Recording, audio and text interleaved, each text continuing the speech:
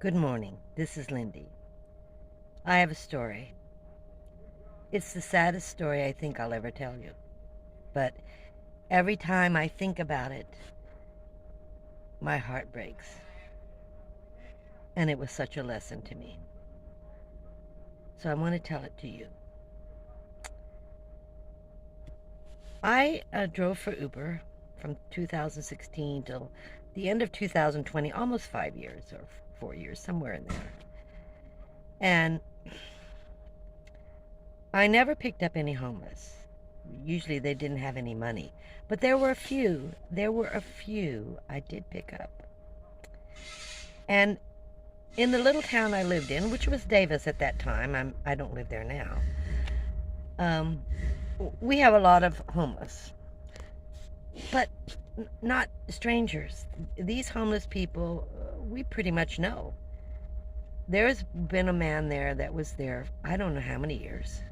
And he used to walk around the town. He was a quiet man. He was a large man, bearded.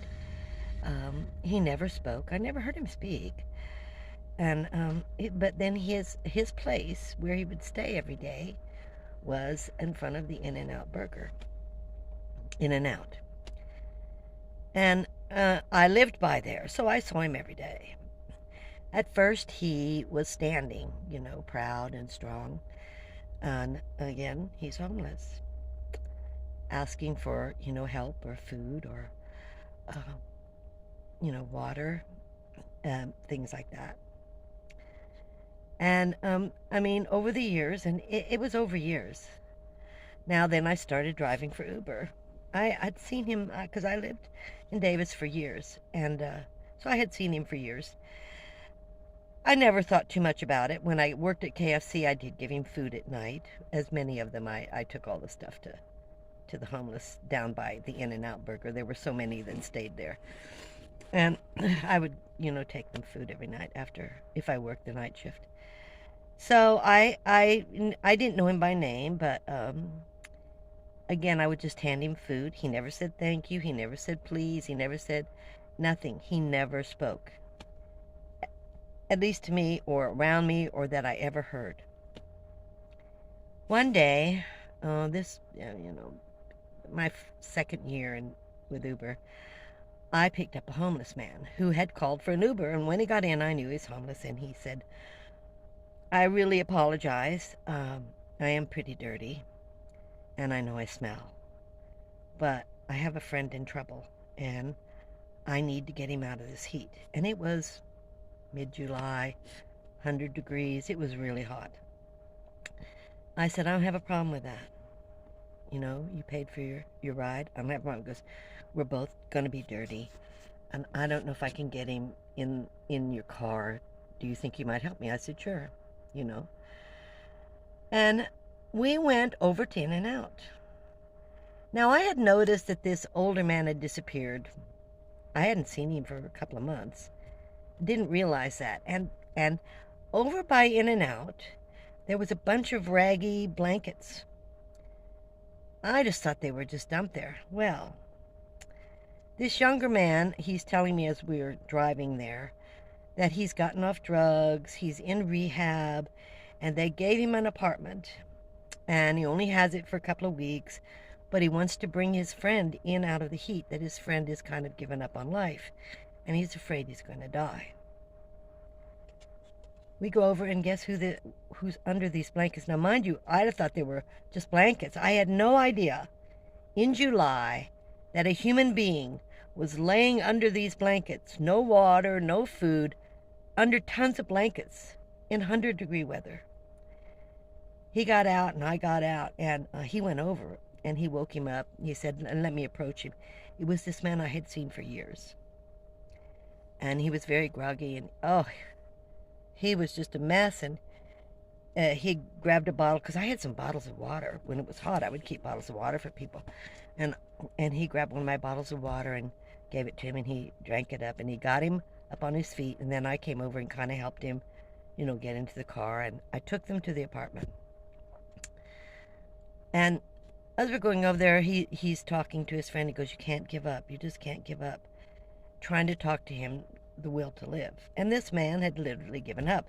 He wasn't begging. He wasn't asking for anything. He was laying under those blankets waiting to die. I don't know how long he stayed in the apartment. I don't know if he would stay in the apartment. The man got him into the apartment, and that's the last I heard of him until about a month later. And they found him dead under blankets in front of the In-N-Out. And the emergency was there, and one of my writers told me about it. And they said, do you live here? I said, yeah. And they said, well, you remember the guy that's... Because he was very nice. I mean, he was... It wasn't nice, it wasn't rude, he never spoke. He never did anything, just walked around town, and he stood with a sign. That was it. That was all he ever did. You never know the circumstances of anybody. And his friend just couldn't save him. And it was a lesson, you know, don't judge a book by its cover. Try to help if you can. Many times you can't. I know anyone's circumstance can change in a nanosecond. You can have everything, and then all of a sudden, everything's gone and nothing. So, from what his friend had told me, this man was in his late 40s, early 50s. He looked to be 70. He had had a business. He'd had a family. He got into drugs. He lost his family, he lost his business, he lost his life, and became homeless.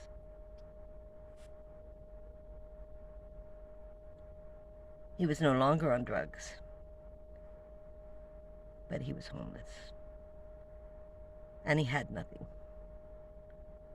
And he gave up on his life. His friend was trying to help him.